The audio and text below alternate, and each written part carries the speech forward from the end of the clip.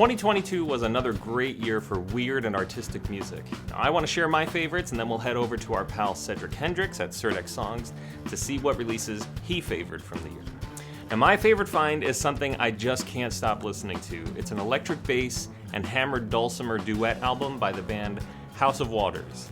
They made a soundtrack to an old silent film called Ménilmontant, and I haven't listened to the album alongside the film yet, but this music is just so wonderful and emotionally engaging.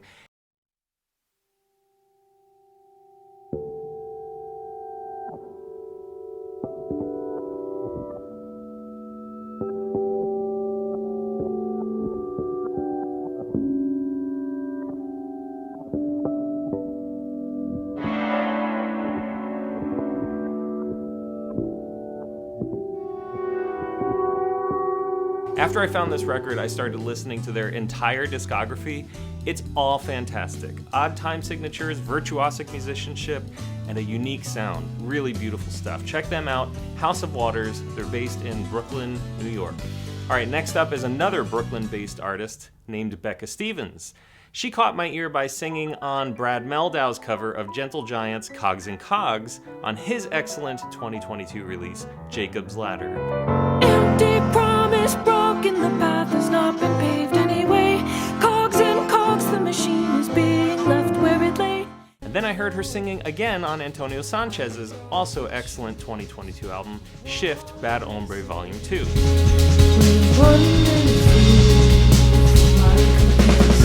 Great voice, great musician. So I looked her up on YouTube and I found this unbelievable arrangement of Radiohead's 2 + 2 = 5, and it's her singing with the Attica String Quartet from their self-titled 2022 album.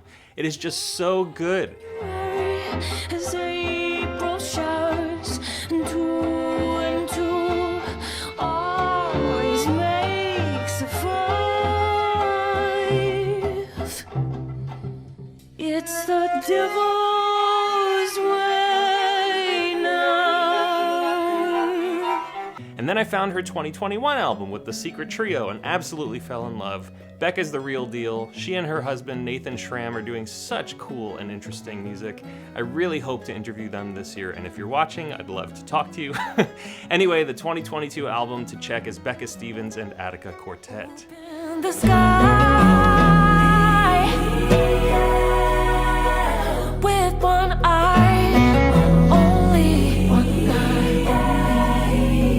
Oh. The third album that really stood out to me should come as no surprise to anyone. It's called Fossora by Bjork, and is just as strange as anything she's ever put out. This time she's employing a bass clarinet sextet called Murmury and blending them into some sort of industrial techno-pop aesthetic. There's orchestral instrumentation, layered and choral vocal performances, and strange editing. Tracks that sound like Gentle Giant on acid. The music videos for this are otherworldly and stunning. The album really sounds like it's from another planet. And I have a hard time understanding why Bjork is as famous as she is, because I can't imagine any normal person listening to this new album. All right, the fourth album that blew my mind was Voyage of Blacwyd by Araleeflute and Marcus Reuter. We did a live stream interview about this double CD because as soon as I heard it, I was legitimately stunned. It's live, improvised flute by Araleeflute, processed and augmented by Marcus's magical production capabilities. All online. It's crazy. There's never been anything produced like it. Check it out.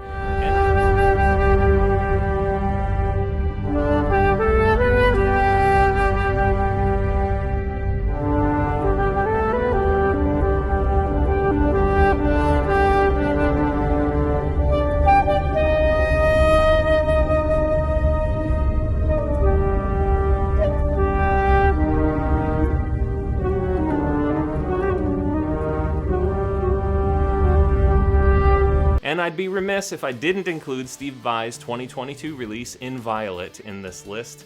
He's just too important for me in my life, and this album is pretty strange. I mean, he took a bit of a left turn from what people typically expect from Steve Vai, and some very dark and weird chord changes and melodies on this album.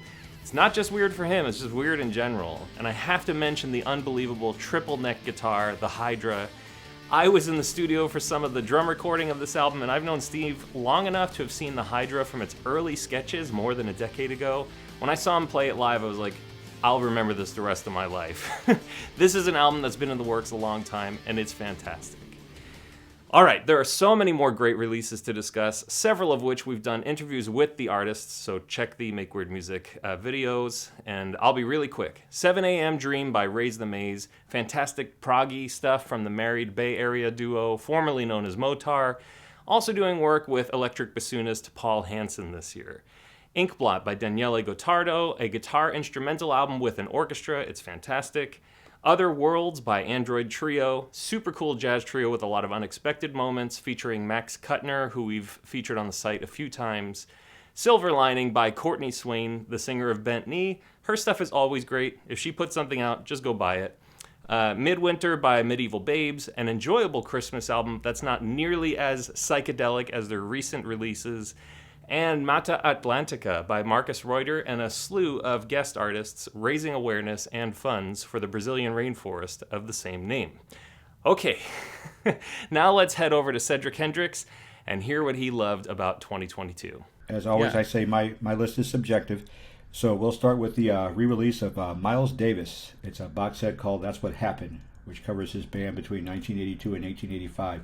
This was the comeback band. The pop stuff he did after that, not so much, but this was just an awesome set, and you owe it to yourself to pick that one up. A reissue of sorts. It's one of those where, you know, they unearth tracks that weren't used on the album and demos and all that other kind of stuff, and it's all solid, but it's worth the price of admission for the live show, which features John Scofield on guitar and Daryl Jones on bass. I mean, just a monster, an absolute monster. Number 4, can I do Stefan Thalen twice as 4A and 4B?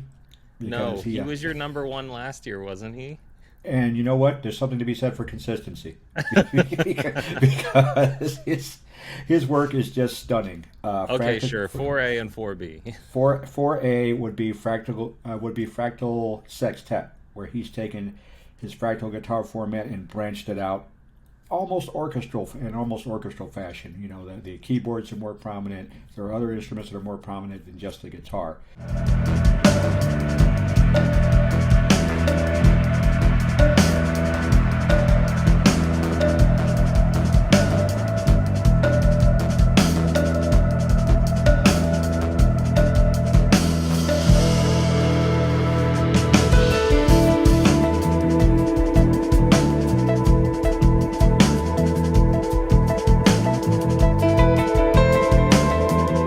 Fractal Guitar 3 is a continuation of what he's been doing, you know, tied with the arrangements a little more tightened up and contributions from Marcus Reuter, David Torn, all that other good stuff. It's incredibly imaginative, and what sounds like should be blown off simply as mathematical works. I mean, you just have to listen to it to understand. It works, trust me. Number 3, I'm going to go with The Comet Is Coming. Hyperdimensional Expansion Beam. This is an English electronic jazz-ish type thing that's going on here, featuring Shabaka Hutchings, who's just an amazing saxophone player. You've heard him on Sons of Kemet. You've heard him with his own band. He's just an amazing player, and adding electronics to what he's already doing just takes things up another notch. It ain't jazz, it ain't dance, it's The Comet Is Coming. That's just the best way to describe it. It's another one of those things that you just got to hear.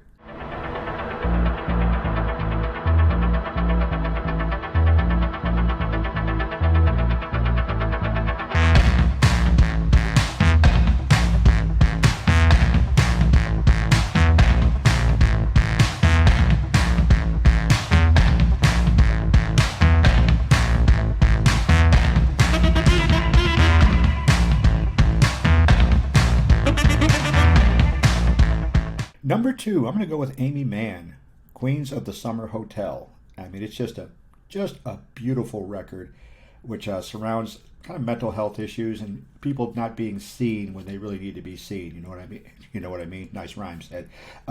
It's just one of those albums that really catches you in the feels. It's worth hearing again and again and again because you're always going to pick up on something you missed before. But it's just an absolutely beautiful record. I love aimeemann. Her album Whatever was Yeah, whatever is great. But for me, it's Bachelor number 2. That's how she got me. It's just couple of tunes on there from the Magnolia soundtrack. Yep, I was gonna say that next. Yeah, she just drew me in. It's just incredible songwriting. I told a friend once that I would play guitar for aimeemann for free if she would give me songwriting lessons twice a week. So I think it's a fair trade. Hey, maybe she'll see this video and go for it. I will certainly ask if I ever get a chance to talk to her. That's not a problem. All right, number 1. Number 1, I got another shocker for you. My number 1 is going to be Michael Giacchino's Batman, the Batman soundtrack. Really? It is stunning. I mean, that man does the Batman He's theme awesome. is basically. Yeah, he's done so many great movie soundtracks, and the more I look around, the more I keep seeing his name. This man turned the Batman's primary theme into 2 notes, and it is as menacing as you're ever going to hear. I mean, you hear that theme and just turn on the lights because you don't want to know what's coming out of the shadows. So just trust me on this. It's 2 discs. It takes its sweet time. It paces itself beautifully, and it's just worth the price of admission for Batman's theme alone. But it's just a fantastic soundtrack. That is a shocker indeed. I have heard only bad things about the movie itself. I didn't even think about the soundtrack. Oh, that's a completely different argument because the movie is awesome. It's, real fast fans. It's people are coming down on it because it's not a slam bang action thriller. It's a detective story. It's a film noir detective story, and it takes its time to get where it goes. The last act could be tightened up by about 10 minutes. But other than that, it's just a fantastic movie. It's what Batman is. He's the world's greatest detective. He's not just gadget laden. He's got it going on up here. You know what I mean? So, watch the movie again. It's fantastic. All right, cool. Thanks for your list. That's very surprising.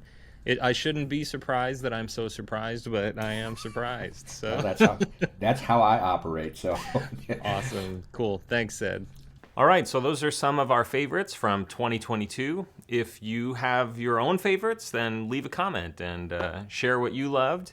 And if there's anything you check out that we featured, I'd love to hear about it. I love when people say that they enjoyed something new or discovered something new through our channel. So that's what we're here for. And go support those artists by buying their music.